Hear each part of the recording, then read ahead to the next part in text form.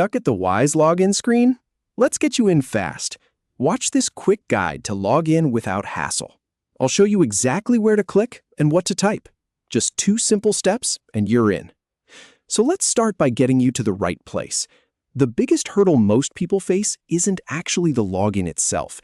It's landing on the wrong page or a fake lookalike site. So here's what I always do. I open up a fresh browser tab and I go straight to the official Wise login page.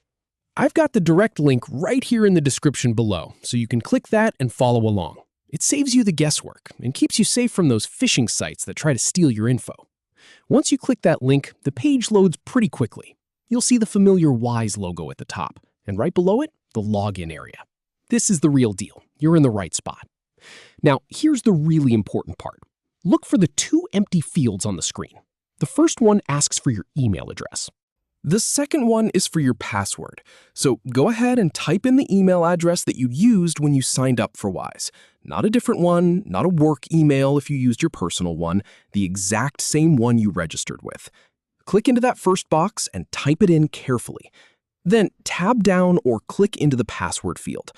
Now, when you're typing your password, you won't be able to see the characters. They'll show up as dots or asterisks. That's completely normal. It's just protecting you from anyone looking over your shoulder.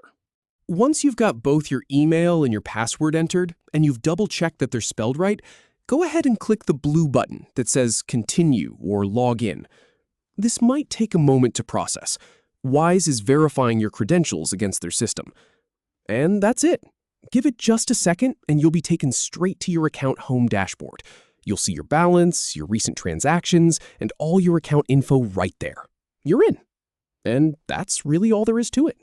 From being stuck on that login screen to having full access to your Wise account. If you ever run into trouble again, just come back to this video and follow these 2 steps. Logging in is that simple. Thanks for watching, and I'll see you in the next one.